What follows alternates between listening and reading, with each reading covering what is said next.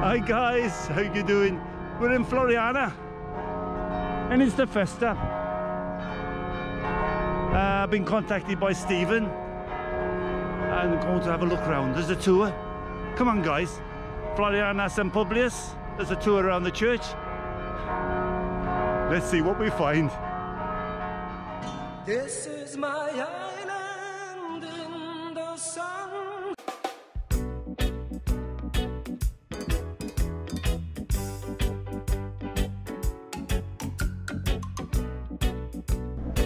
Hi guys, how are you doing? I'm in Floriana Church. Will you believe it? And Stephen here is going to do a tour, but I thought it was going to be like just a small. He contacted me on Facebook. He said, "Why not come over? Because Floriana's got the festa, St Publius. Look how beautiful it is. Still a little bit dark. It's all dressed up." And this Stephen is here. He is. Look, this is the guy that's doing the search around. This is Stephen, he's doing a tour. So we're going to find out. And luckily it's going to be in English, because I was thinking about doing the subtitles, but there's going to be quite a few people.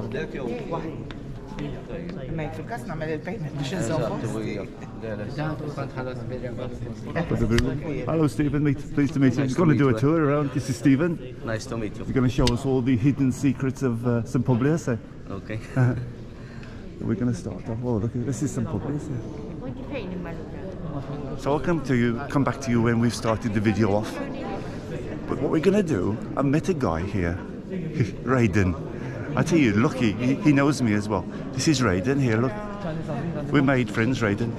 He's gonna take us up with the bells. Yes, and what I'm gonna do is push you over to his channel, because he does. What do you do, Raiden? So I'm Raiden Mitzi. I'm lived in Vgura, and I presented the church bells around Malta and Gozo to record the church bells by traditional bell ringing in Maltese feast in Good Friday, and something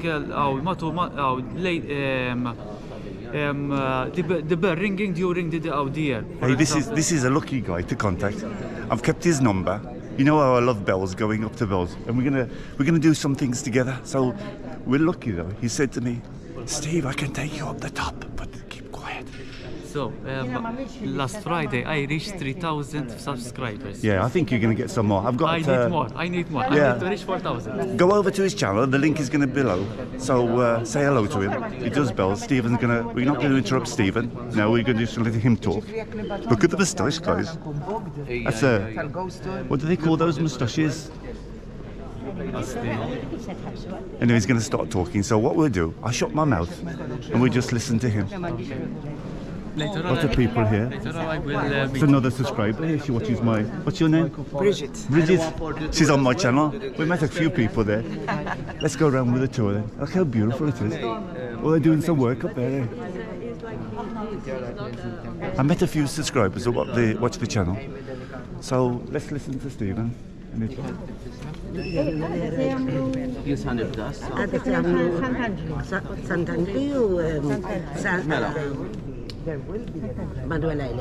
So, good morning to everyone. Welcome to the Floriana Church.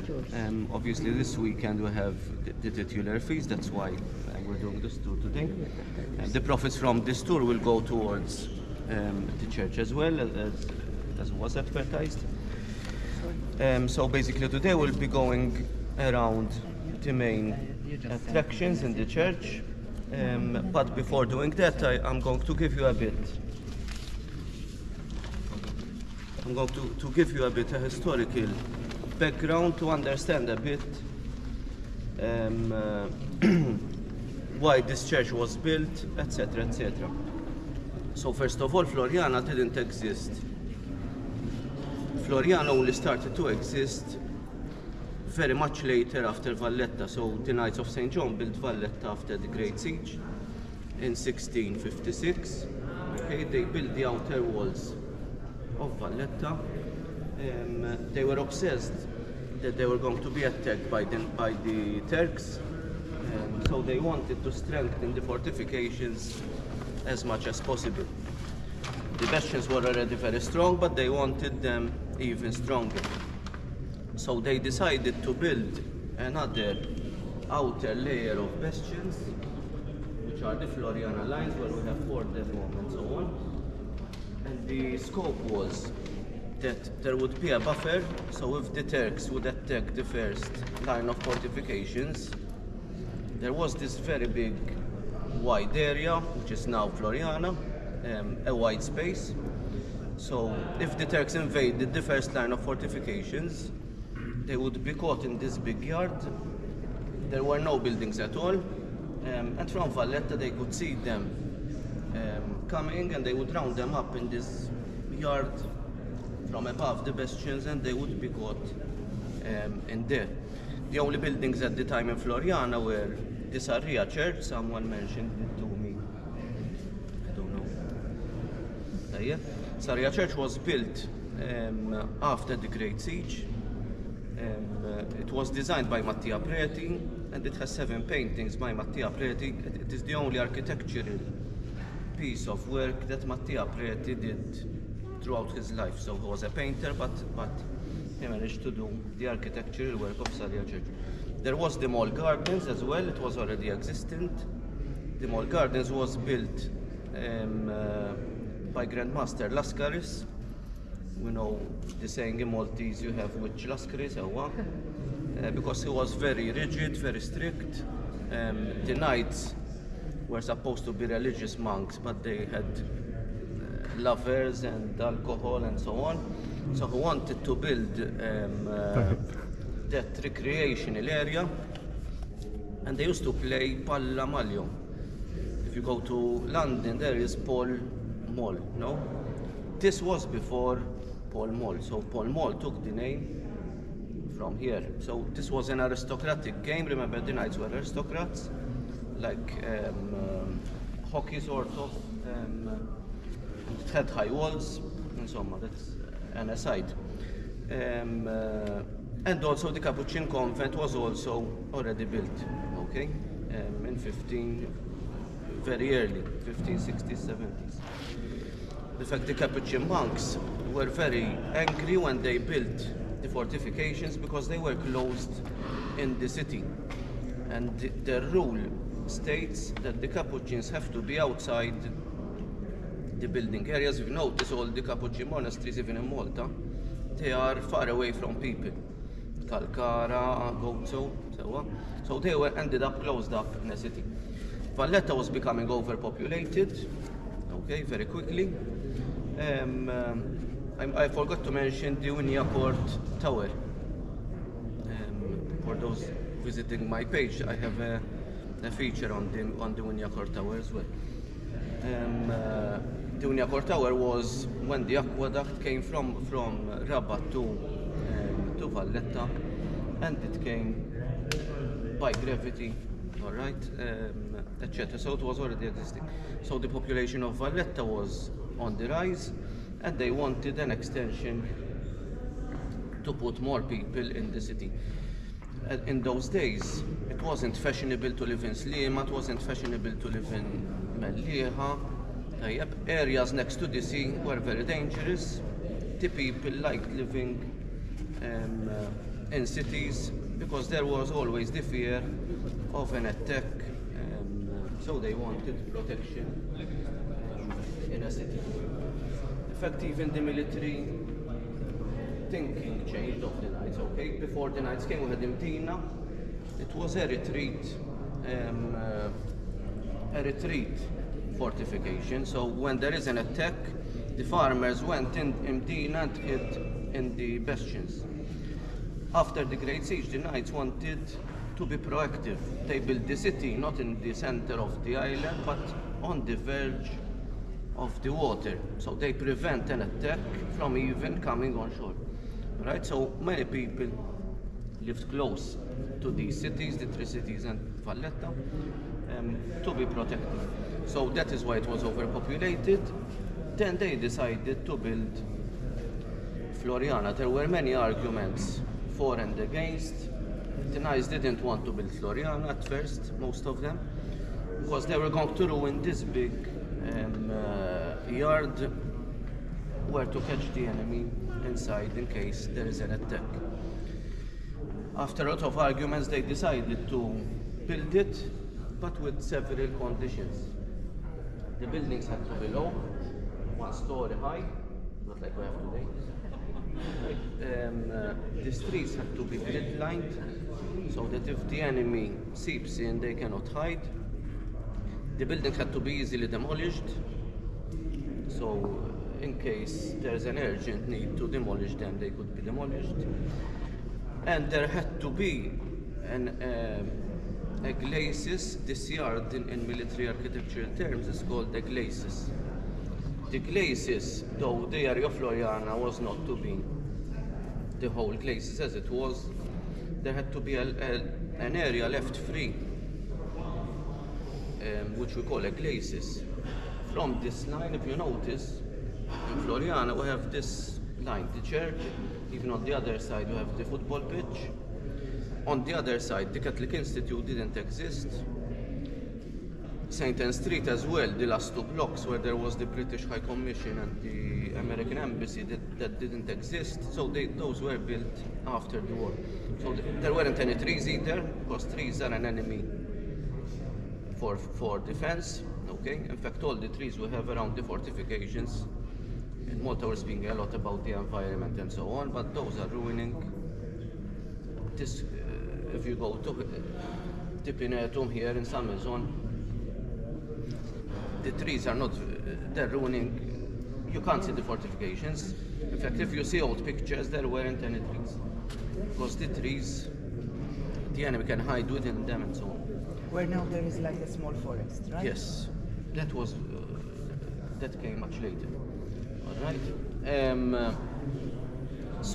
So the community started in Floriana. Obviously, like all things that start, at first people are very suspicious. They're reluctant to settle in the city. In fact, the Grand Master gave, incidentally, the decree was issued on 9th May 1724. That's why my page is called 1724. This was discovered very recently. So the actual permission to build Floriana was given by Grand Master Villena. That's why it's known as Città Villena. In 1724, 9th May 1724. That's the birthday of Floriana. Obviously, when the decree was signed, it doesn't mean that the people settled immediately. They preferred Valletta to Floriana. It was something new. In fact, the Grand Master had even given initiatives for the knights. To give an example, the knights had a rule that they had to leave all their wealth to the Order of St. John, except 1/5 of the wealth could go to the family and so on. For property in Floriana, the Grand Master gave a concession that the property could be kept by the family 100%, no share given to the order. That's why the order accumulated a lot of wealth. So in order to incentivize them, and we have a number of them, Argotti Gardens was the residence of Del Argot. The second half of Argotti Gardens was the residence of Grand Master Pinto. Near the Curia there is an archway. It was demolished in the war. There are the signs of Pinto. Samizon Gardens was the residence of another knight, Maison, his surname, and so on and so forth. Villa Franconi, it was the mental hospital, that's why you call it Franconi in Maltese. It was a villa of Franconi, and then when the British came, they used it as a mental hospital and it took the name and so on. So obviously each population needs a church, and therefore they decided, we don't really know exactly whether there was a chapel or not in this area. Basically, there are some etchings, very old etchings, that show that in this area there was a windmill and a small chapel, which they say was already dedicated to St. Publius, but we don't know exactly. what do we know for sure is that on 2nd August 1733, the first stone was laid of this church somewhere in the sacristy area. The first thing that was built was the sacristy, and it used to act as a chapel itself. And for the first laying of the stone, there was Grand Master Villena himself and the Bishop Alferan de Bussan for the laying of the first stone. Incidentally, there were intentions also by someone I know to try to find this first stone, because inside they put medals and metal coins and so on. So he was arguing that with a metal detector one could maybe scan and, but wouldn't ever till then. So the church was very small initially, similar to the Lija Church, Balzan Church, in the form of a cross. So we only had the main aisle, the two smaller side chapels. Those chapels at the back didn't exist. So it was very small. The side altars were over here. So the side altars that are now at the far end used to be over here. That was the church parvis outside. Okay? So it was just like the Rabat Church, for example, these small churches. Alright?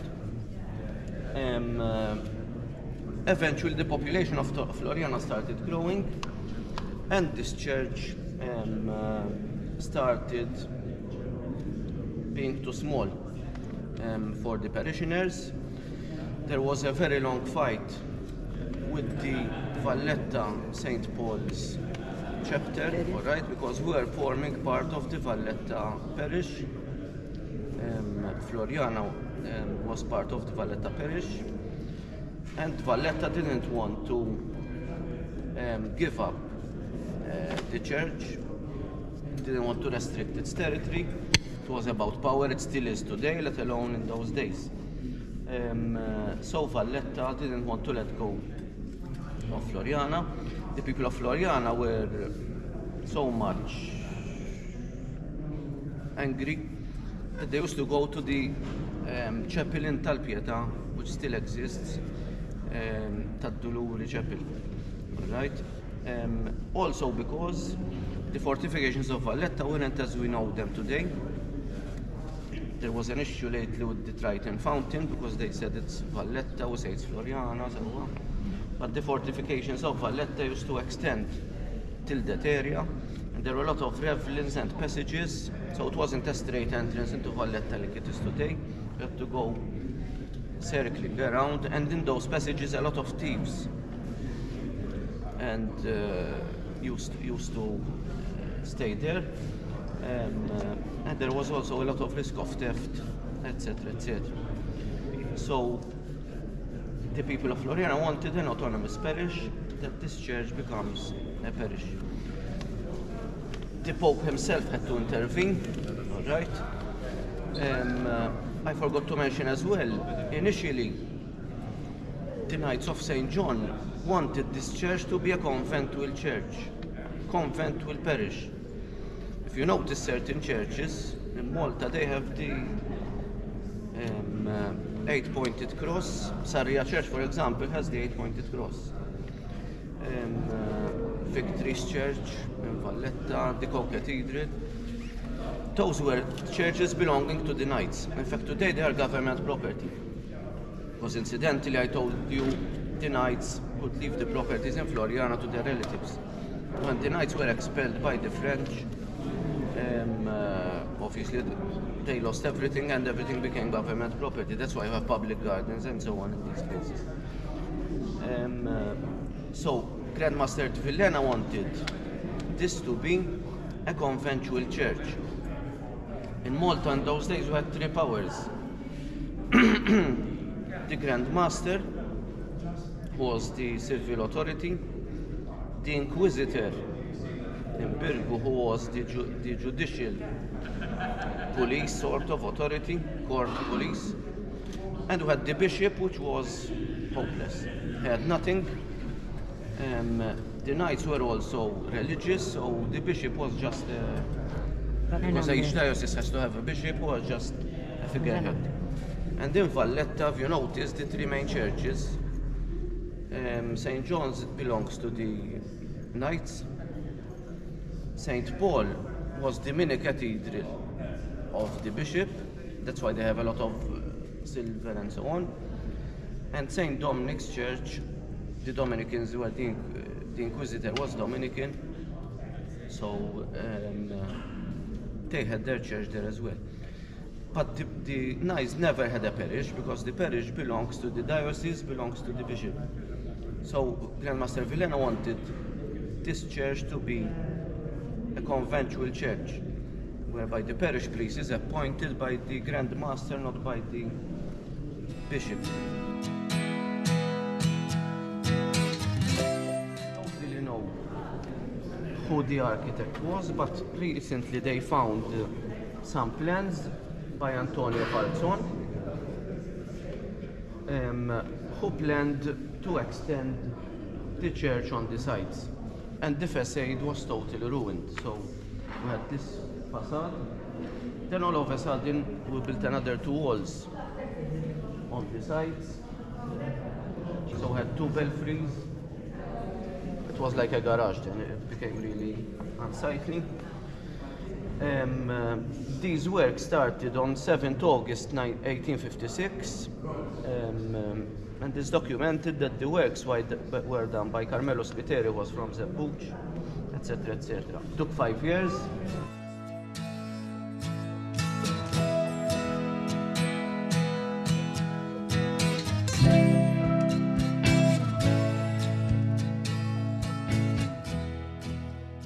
So in 1856 we had this extension on the sides. In 1771, okay, so we had the first chapel, which we don't know.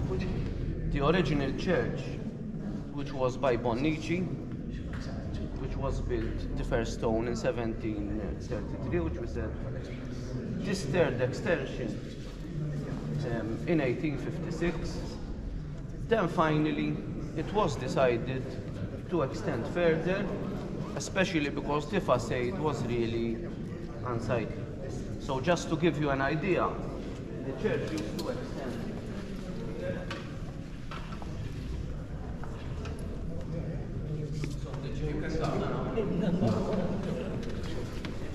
extend till here. When after the war they changed the marble because it was all broken. They actually found the brass, like a brass socket, okay, on the floor, where the roll, where the handle of the door used to go in to close. So the church was still here. Originally it was only that. Then it was extended on the sides. That is why we don't have a parvis zuntir on the front. Okay, so the parvis on the left and on the right, that's why even on this side we don't have a parvis, because the parvis was taken over by the extension. Okay, so originally we had a big parvis from that wall outwards, another parvis from that wall outwards, and a big parvis in front in the pavement in the street. So this extension was built in 1895, sorry, by Nicola Zammit, who did also the Valletta Church as well. We try to copy always. He did St Paul's Church, and we engaged him as well to do this church. There were other plans in the sacristy, I believe. If not, there is a design definitely. There was another design by Grenier. Grenier built the Mosta Church. There was also a plan very similar to the Mosta Church over here. So he basically built the last nave, the portico, instead of the parvis, okay, in 1895. As I was saying, it's also very important to understand the fact that the initial people that came in Floriana weren't that well off. So we're saying 17 24 till about 100 years. In 100 years is not a long time, okay? They extended the church about 3 times in these 100 years, so there wasn't enough money. The people that settle in a new place are normally not really well off, so when there's a new village, Santa Lucia, for example, in fact it was built as housing estates, I don't know if there's tayyeb, so people who can't afford a house, the government gave them a house. So now today those houses are worth thousands, obviously. So when someone goes in a place initially, he's a poor person normally, right? So the population of Floriana wasn't that rich in those days, workers and so on.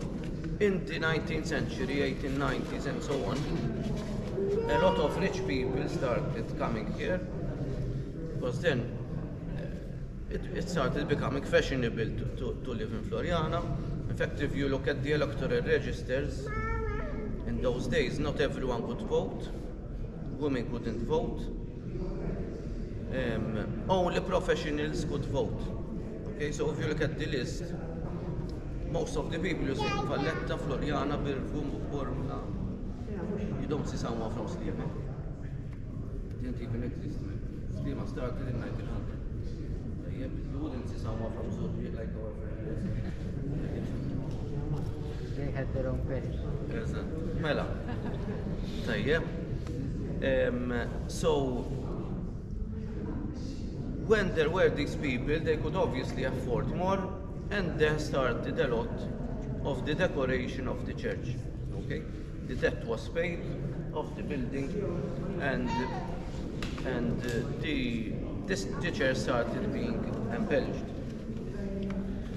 Now I'm going to take you a bit around to have a look at the various things we have here.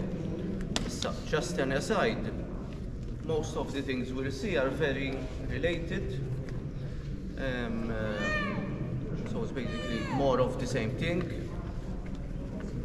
Basically, this church is very renowned for the statue of St Publius, obviously, which we'll leave to the last, but also for embroidery works and for sacred vestment works.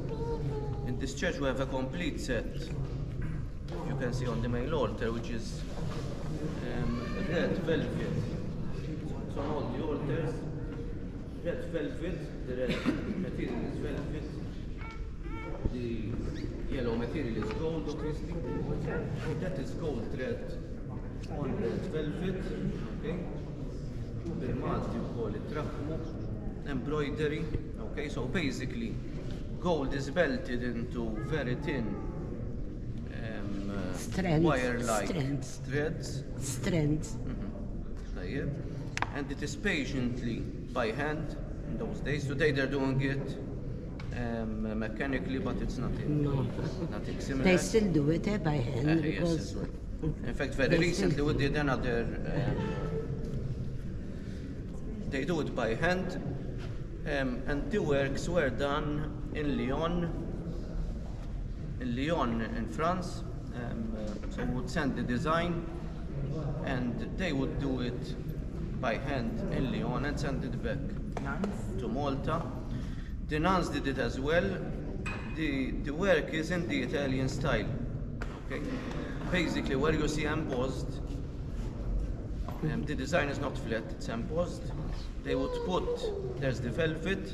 cotton They wool, would put cotton wool and then you underneath, and then they embroider on it, so it's not a flat embroidery. It's already difficult to do a flat embroidery, let alone when it's embossed. Silver, gold, jewels, and precious stones, and so on. There are churches in Malta who have a similar set, but in this church, it's not because I'm from here I'm saying this, alright? I'm very critical normally, those who know me would know. It's one of the best in Malta because it's complete and it's very, we have the ventartal, which is the, I don't know what it's called in English, the one facing the altar. the complete set. it-terħa ta' fuq, ġifieri the tablecloth sort of, and also the priest vestments which we'll see inside. So I suggest we go on the other far side. So we start from there and we do a circular motion around the church now.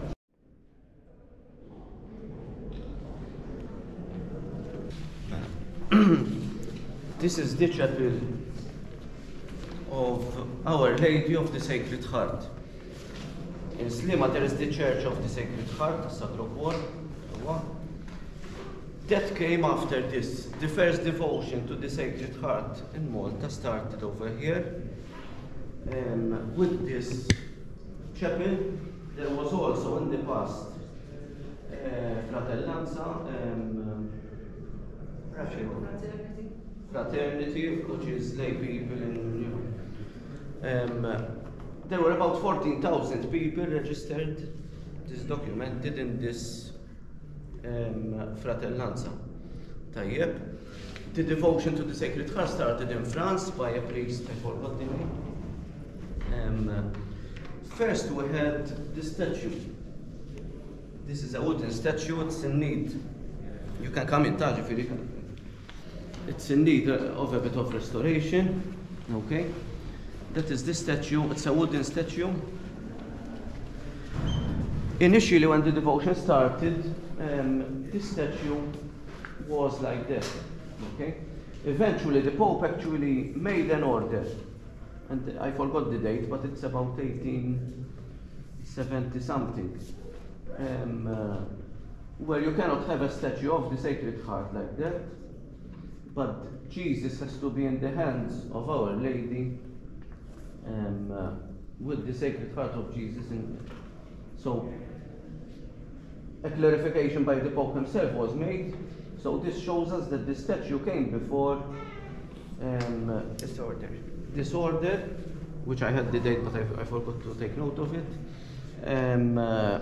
So in fact the one in Slima is according to the new order. So this shows that this church, this was the very first one in Malta. And when this 1880s. Ironically as well, many times we first have a painting and then we had the statue. All right.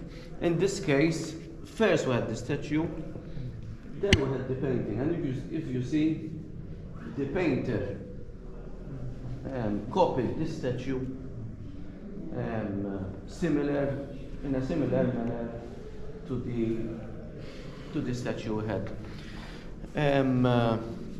Do we know the painter? Yes, the painter is Giuseppe Gagliardi, all right, which is Roman. Right, was a Roman painter. The Volto Santo is of Pietro Gagliardi. Giuseppe Gagliardi was his nephew, all right. That is a reliquary. We have bone pieces from various saints arranged around. I can tell you the dates exactly.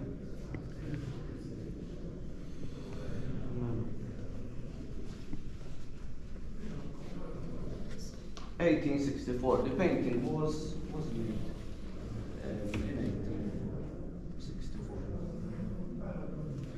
Mela, here we have this statue of St Publius, which we call it.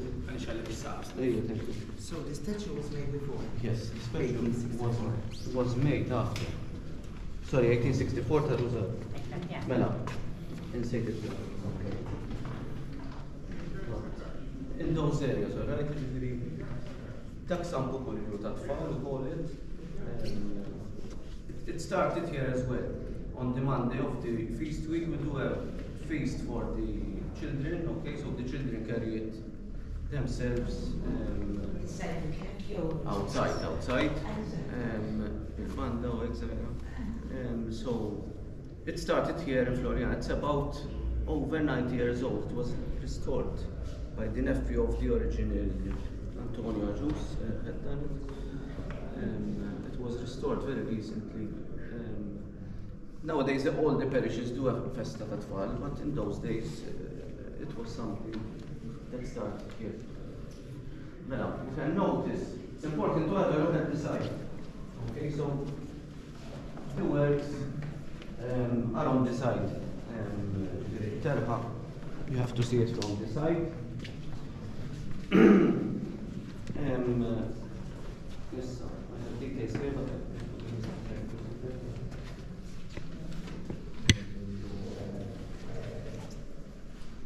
Mela.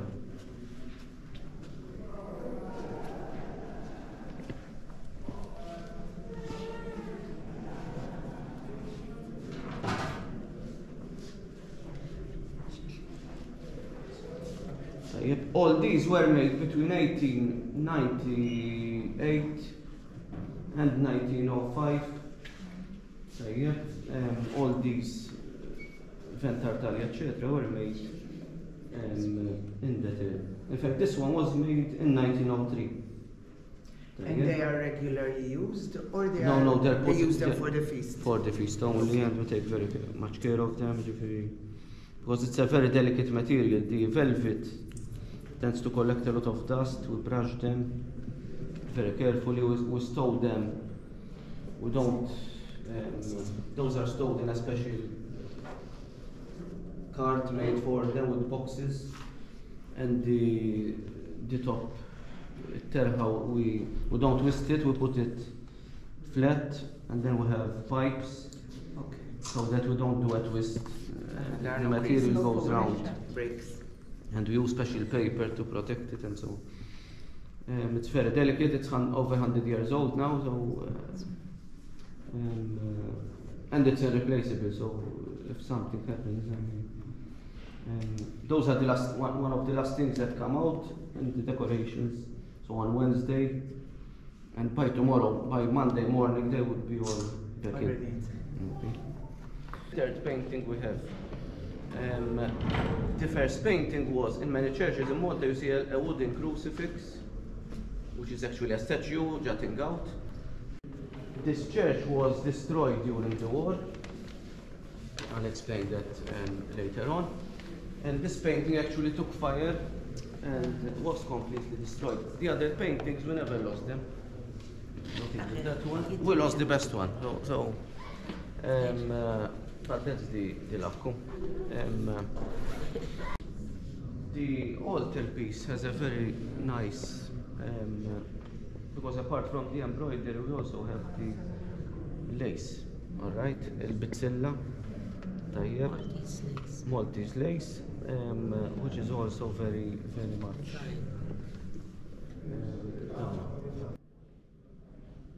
This is sort of that we call it the Madonna ta' Doctrina, Our Lady of the Doctrine, all right?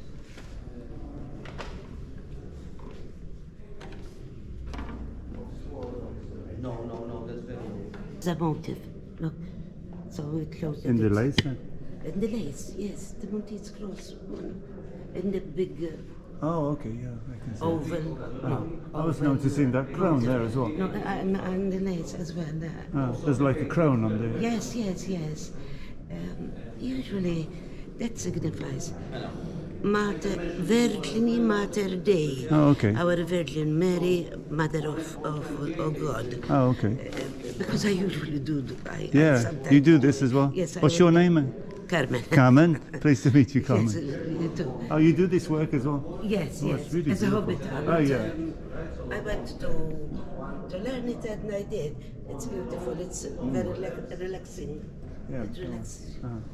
Thank you, Carmen. It's And beautiful. You're from maybe- Floriana? No, Oh. I'm from Pretty Baby, Zabuja. Oh, Bezabuja, okay. Not native of the place, but No, I've got a friend down there, Bezabuja. Ah, yes, Yeah, yes. we do a few videos there. and the crown is maybe because Our Lady usually is crowned. Yeah. Maybe I don't know about it. The arches, they don't, very rarely, it has to be a really direct hit. So this statue was considered safe in the niche which had an arch. They built a blast wall at the back, on the front, I'll show you where, so that if there's a bomb, when it explodes there's a blast, there's a force that comes out, the statue would be protected. But they forgot that door and they didn't do a blast wall there. So when the bomb came over here, the blast went through that door and it couldn't escape. So the blast wall in front, instead of a safety, it was a retention. So the statue took all the force of it.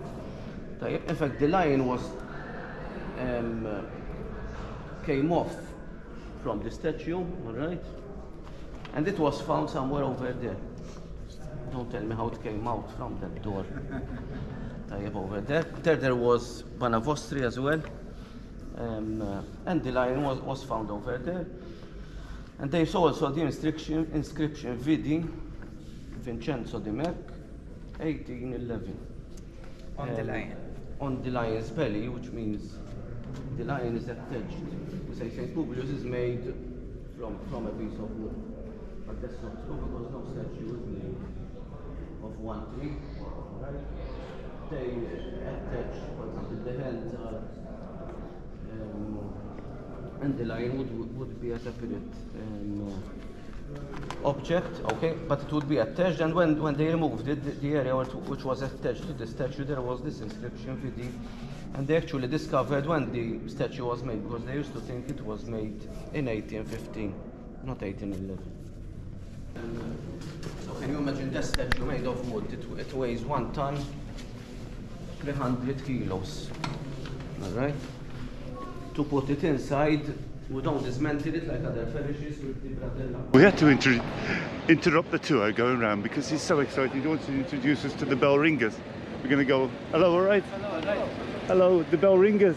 Yes. She's making tea. Ronnie. Ronnie? Ronald. Ronald, okay, no problem. Bell ringers as well? The American president, Ronald Reagan. Oh, yeah. No, he's gone now, Ronald Reagan. You ring the bells as well? Yes. Oh, okay. We're going to go up? Yes. Listen, I look for the dilettanti ta' knejjes, there is a show before you go upstairs. Il-bib tal-faċċata kif titla' t-soddi. All right, kellem bil-mat, yeah. The dilettanti ta' knejjes m'hemm xi speċjal, imma I'm just going round with the tour as well. ta' knejjes żgħar. Yeah, I work tour, so There is no oh, lots of information. Already the camera went overheated. That's too much. Already half an hour. ħanajdlek. Inti tiela fuq. Għamil li pjaċir. Għax jenna nibża li ninsa. Għax miktar wieħed xie. Xibel ġeni. Mux veru. Ne. 21. Xismek inti? Giuseppe. Joey and Dwayne, you're a young one though. You're teaching him the. That's good. Teaching him the ropes. That's an English joke, guys. He's teaching him the ropes. I don't know whether they get it. We had to interrupt the tour a little bit. I'll try and get back onto it again because everything's going on now, guys. Because they're all getting ready for the festa. He said this is really historical, so I didn't want to miss this. These bell ringers are going to take us up. So sorry we missed the tour a little bit. But I'll try and get back. What I'll do is I'll have a walk around, have a talk to Stephen as well after. Maybe we can just recap some of the things. I didn't have enough space, and the GoPro, I'm on the GoPro 8 now, because the GoPro 10 overheated a little bit. I have a little bit of problem with the GoPro 10, it gets like very hot. Yes. And it just cuts off. Anyway, we got a bit of wind noise, I think, maybe, but never mind. You can see all these guys here, this from Floriana. Yes. Making the statues. Yes. Pleased to meet you. They're making the statues and the bunting, and everybody's like excited because this is the first one after the COVID. Yes. So this is the first festa, the first festa of the summer. Huh? Easter. Oh, Easter. Yeah, the Rising Christ, the first official. Well, this is like the festa though, not Yes. the shosh. But the multi-traditional feast is here. Yeah. First time. The shosh is not really like a festa. The tal-knejjes. This is the church.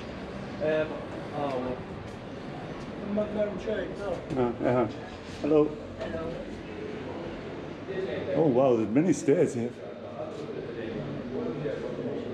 This is just really for the church and the band and that.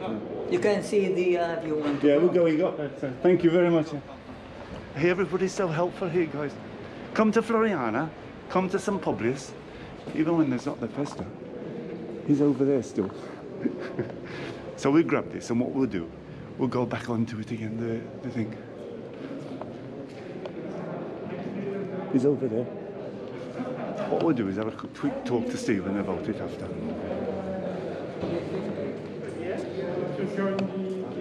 But I didn't want to miss this. Actually, now they're going to do the bells. Bonjour. Hello. Bonjour. Pleased to meet you. Bonjour. Oh, she's making tea. You're to do with the church? Pardon? You do the church? No, not now. There is another group. Yeah, no, I'm going round with him now. Thank you. Oh, look at this, guys. Oh, wow. Hello. Pleased to meet you. I'm just doing a video going around there. Thank you. You're the Capolana? Yes. She's making tea? Yeah, Charles. Charles, pleased to meet you, Charles. So it's the Capolana of St Publius. Oh, this is beautiful here. Hello. I do many churches. I go around taking videos of churches. Hello. Ciao. Wow, look at this, how beautiful. Hello. We're just waiting now, guys. We're going to go up in a second. Hey, there's really nice people here. St Publius. But many people are really excited for the festival. Maybe we're going up, guys. Okay. Nice to meet you. Hey, we're going to... Where are we going, Raiden, eh? We will go now at upstairs, near under the bells. We're going under the bells? Let's hope they don't... So you're going to introduce yourself, Mr. Dorset? No, Albert Mockridge. Albert Mockridge. So you English you are? My dad was English. Oh, okay. And Mom was Maltese? He was in the Dorset. Come on, let's go then. He was in the Dorset regiment. We are late. Yeah, come on, quick. You're the one that's doing the talking. This is the bell that ringing before the mass. Okay. The security bell. Come on, then you're doing the talking. I'm just waiting around here. Did you see all these? Yeah, we're going. No, not yet. I just started with Stephen. I was going around with Stephen. All right, see you. Thank you. Thanks. I'll talk to you in a bit. Eh? We went. Stephen's going round here. There's so many people want to say hello, all right? Want to say hello, and they're in that queue over there. So what I'll do? Here, the other. I think he's going. Is he going upstairs, Stephen, as well? Yes. I don't think he's going to go up, is he?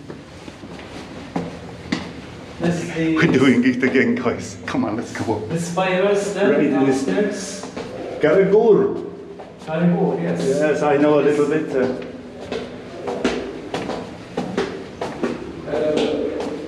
I think it would be better like this, guys. Not just going around with Stephen. We'll go around with a few different people, so it doesn't break it up. Because you know, I've only got like the maximum, about 20-30 minutes on the video. There's so much in this church. You should come, guys. Oh. Just to note. Oh, okay. Can I come on? Look this. Well done. Halfway. You are halfway. Pick up a little more courage. Pluck up. That's a good English word.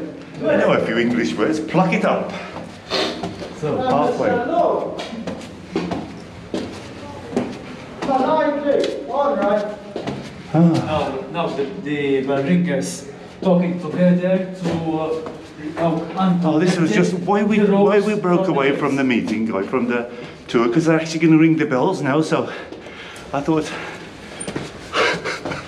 Okay, hello. Hey, Jay, Right. wow. Here, another planet. Oh wow, it's beautiful. We made it. We are in the middle of the roof of the church.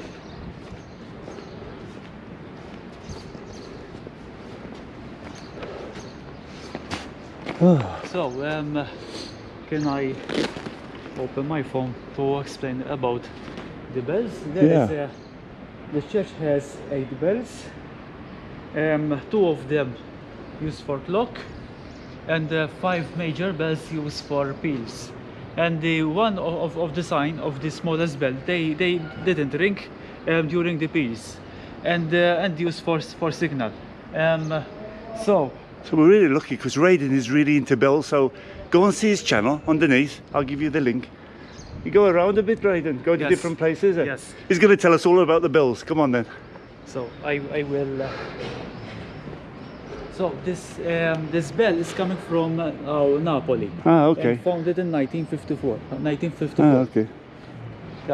Can come with me? Let me take my sack off, guys, because I think we're going up. Hey, that was funny. The GoPro got a bit overheated, so I come back. GoPro 8 now. So tell me if you see a big difference between it. Maybe a little bit of stabilization.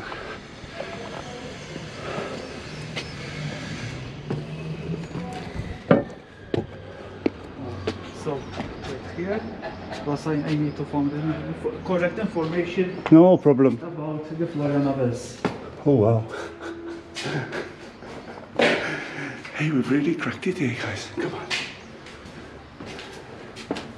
Hey, it's got a bit dark for the GoPro here. You're a bit in darkness, guys. The pigeons. Oh, look at all this from the pigeons. And lots of corn here as well. It's what they pick up, I think. Voilà. So I have the information about the gerbils. So. Oh, it's a big one. So what's its name, first of all? I don't know about, but I know the name of the bell founder. So the church has 8 bells. 2 of them used for clock, and I believe that that is the ship bells. They coming from the British ships or another ships during, I believe during the World War II or one. The rest of bells, the 6 major bells, are founded. This signal bell, founded by Salvatore Cauchi in 1868.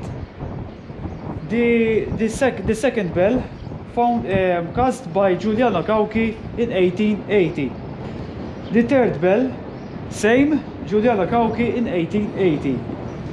The third big bell, founded the same person, Giuliano Cauchi, in 1879. The second big bell, and this is the historical for the bell founder Giuliano Cauchi. It's 1877. This bell that I will show you later on is the first bell that Giuliano Cauchi Foundry in Eindwili made it alone. And the big bell, founded by Charmaine Capozzuto of Napoli in 1954. So, they're getting ready for Ciccifogo. They're going to do yes, it this year. this is the Ciccifogo. What they say that the show will begin in 10:30. We'll get a bit of wind up here, so. So this is the rope that connect to ring the bells in downstairs. Now we are disconnected, and we will ring the bell by the hand. All right. But I'm waiting for the difference to come here to disconnect this bell, because one person alone is very hard to connect it. Right, guys. I'm swapping from the GoPro 8 to the 10 because we went to have a look at the roof, but we're going up to the other bells now. Is this? Oh, this is a. This is another section of the small bells. So these bells are like split in two, guys. Yes. All bells are the bells that will ring, made by the same person. Wow. We're going to do a lot of climbing, guys. Whoa, look at this. Floriana. This is the valences as well. Uh-huh.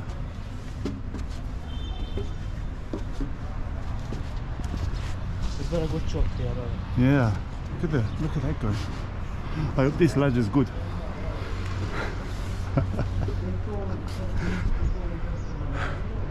We made it, guys. Wow, there's a few bells here. Hello again.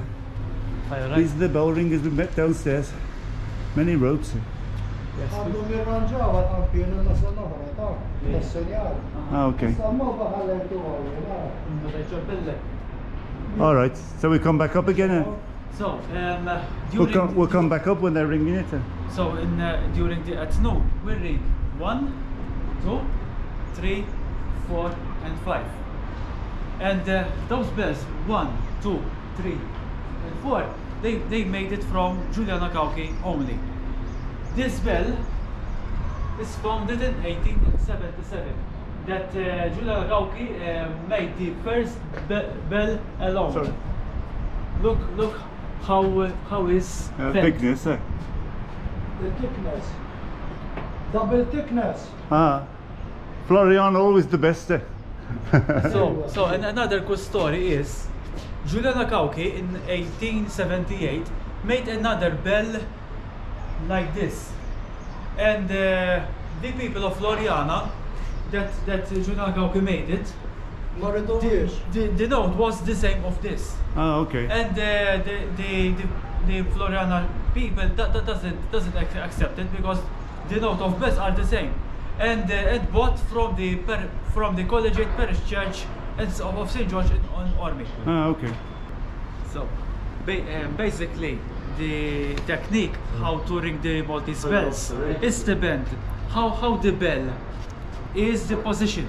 So this bell, the position is Little bit on one side. Yes, and you just place it here,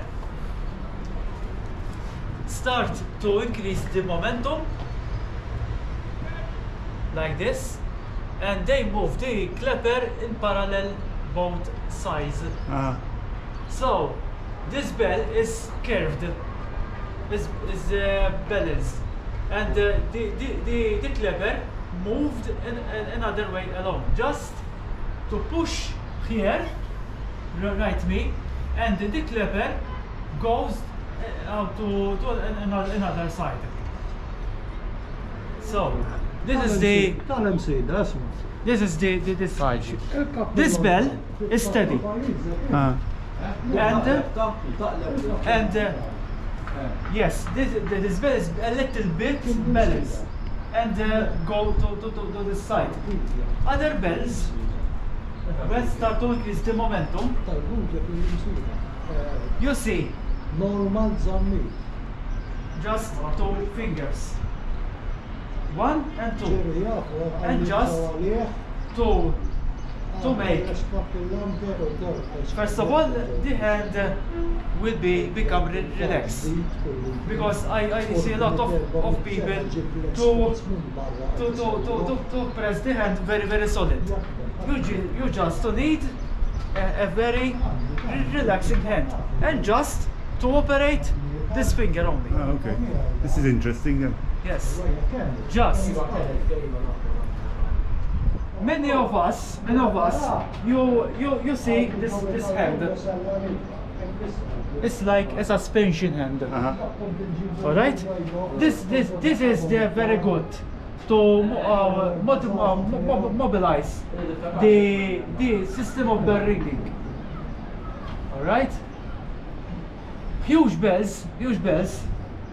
When the clapper is very heavy, you just to use this foot like this to like this.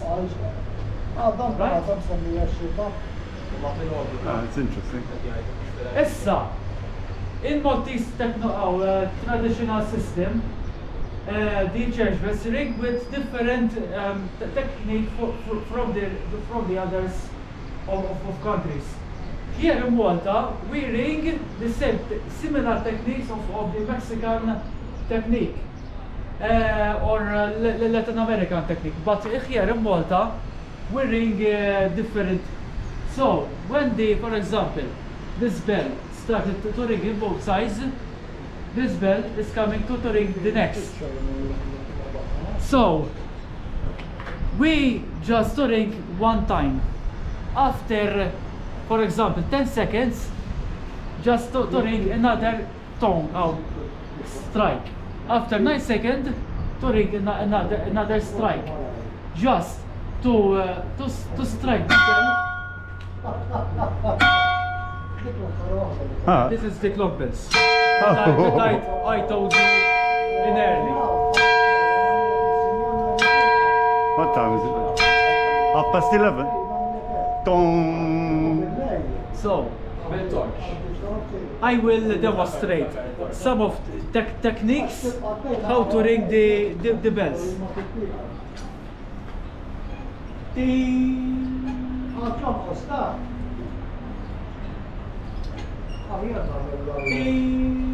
This is the Maltese traditional bell ringing.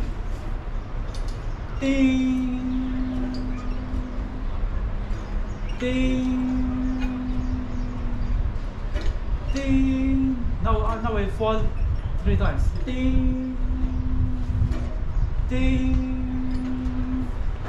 ding, ding, ding. And right now the bell ringer ring the bell in both sides. This is the basically how I'll put some earphones in, guys. I don't have any spare earphones, but I'm not going to go too near. Because you go deaf. I'll stay like this here a bit away. Put this in, guys, because he said it's going to be really deafening.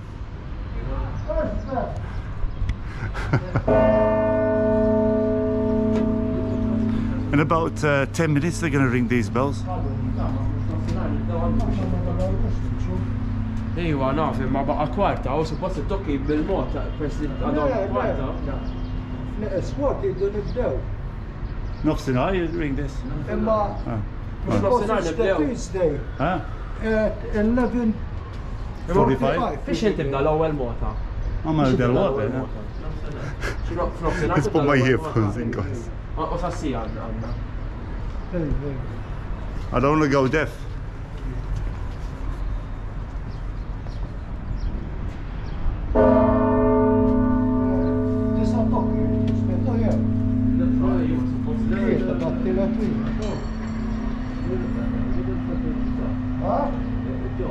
Memx għalfejn tisa, kompli għadġej se kem jaħbat l-arloċ, ma nibdew.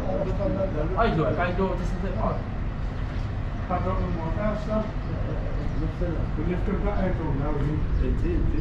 Alright. Okay.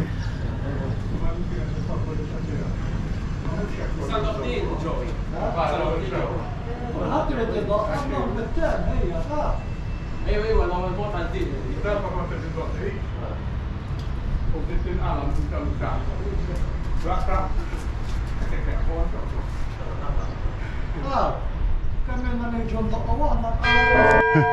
It's going to start, guys. Everybody's wearing earphones except me. I'm going to be deaf, guys. Let's put this up a bit as well. I'm going to be deaf, but we're going to show you the bells anyway. Let's stay like this.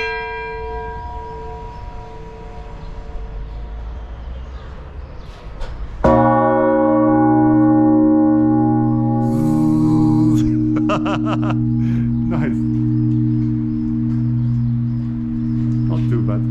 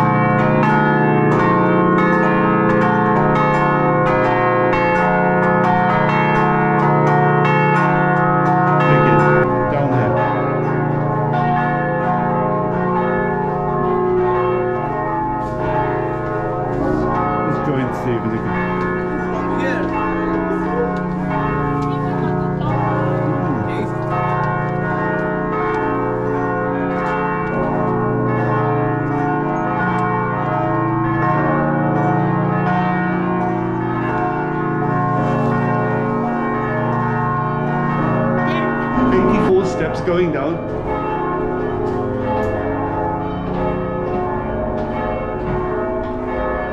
Wow.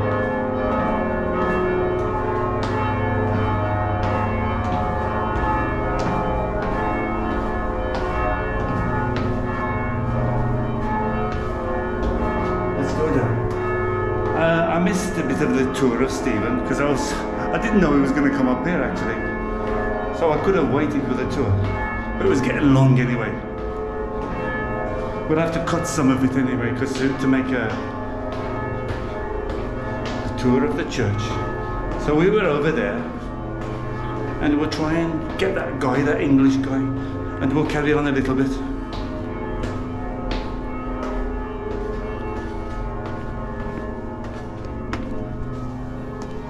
Oh, we're back down, guys. Okay, let's try and find that guy.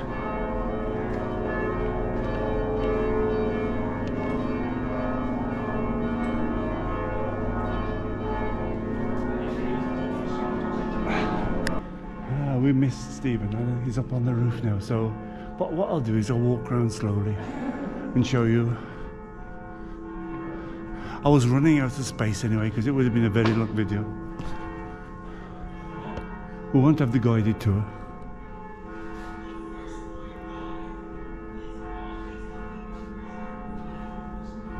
I'm gonna have to cut a bit to try and make not too long.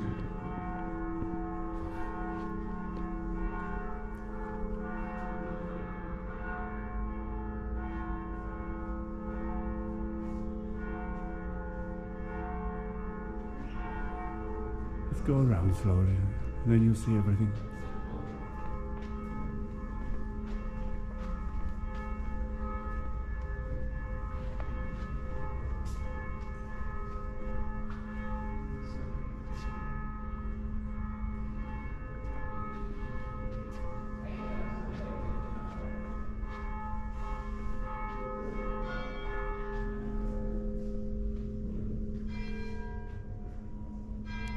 St Publius, he did mention that it started very small and then it extended.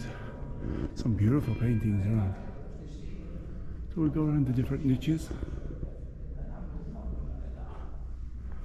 I had a little bit of problem with the GoPro 10, it was overheating, probably because it was too long, I was trying to record too much.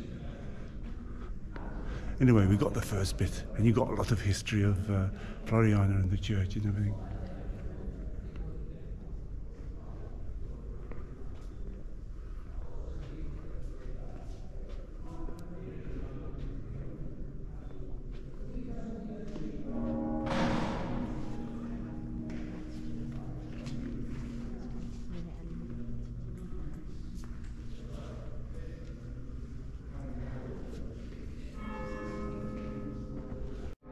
I found another doorway, guys. This is like a maze. There's a doorway here. I found. I met two Brits here. Look. Hello. You're on video from where were you again? What place? From in England. Yeah. Leicestershire. And you? Kegworth. Loughborough. Loughborough. Yeah. Oh, Kegworth. I was hoping I could get round the corner. He's blocking the way here.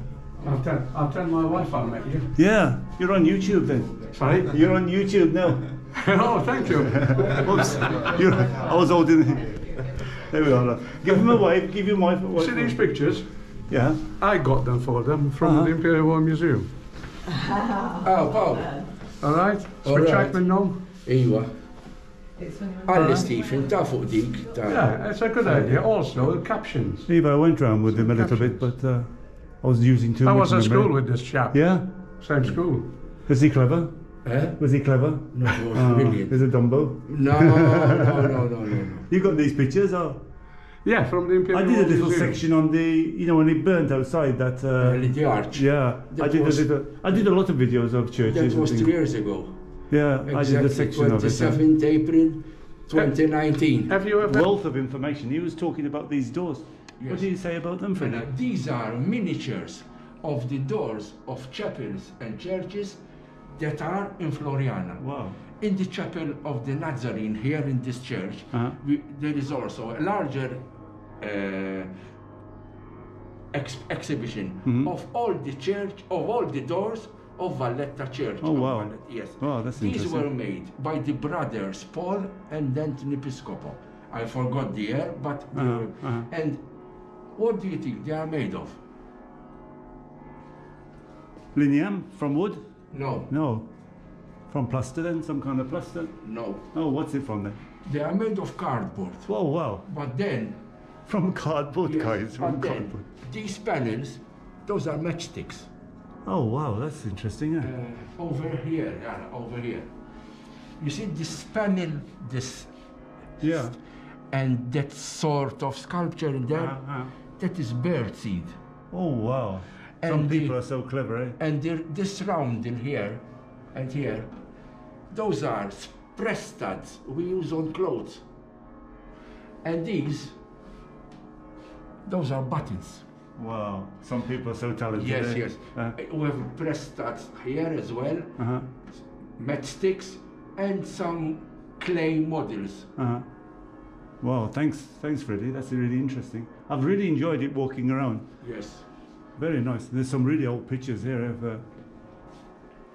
These pictures are priceless. Yeah, yeah. Because seeing the church as it is in all its glory, one wouldn't even fathom what happened. No, he was explaining, Stephen, how he went. Yes. I missed some of the tour, but we walked a little bit around there. You know about this, with how the people died in there? Oh no, I don't know. I haven't got that far with him. I missed some of the tour. As it is written here. Oh yeah. So the air raid blitz on the church during World War II. No, 28 April 1942. At 10 to 8 in the morning. And it is recorded after, first of all, this church was not hit by accident. No. It was a deliberate attack. It was a purely deliberate attack by the German Luftwaffe, the German Air Force. I suppose the boats were near as well, the British, so it's not far away from the docks, from the... But they, why would they bomb on this one? Because, I will come to that, because there's an information that is purely authentical.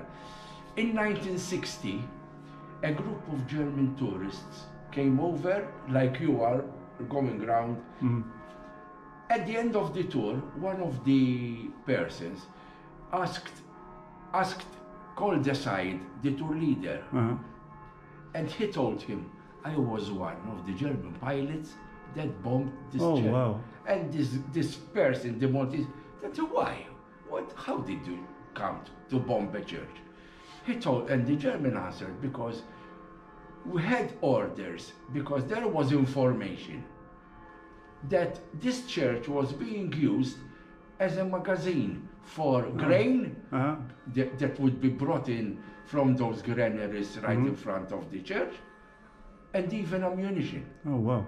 And they thought it was a strategic position. Place, and it is recorded that seconds before the actual attack, a lone plane circled the church and with its vapor left a ring above the church. Oh, wow.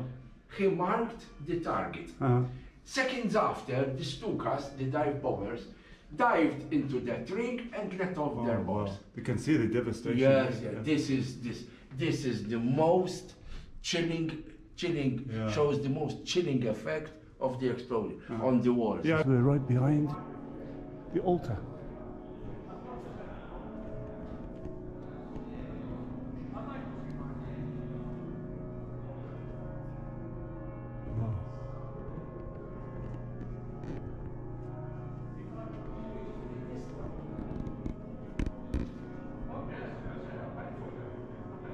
It's a very long video, guys. I don't know if I'm going to keep it going, but the last one did all right. About 40-50 minutes. I don't know how much this is. I've got two cameras going. We've got the GoPro 10 and 8, so I'm going to leave it here, I think. If I see Stephen, I'll say thank you to him. Hope you enjoyed it, guys. St Publius, Floriana Festa starts this weekend. Take care, everybody. See you soon. Englishman in Malta in St Publius, Floriana. He's gonna show. Remember Sujui, guys. Let me get up. I'm not very good on these.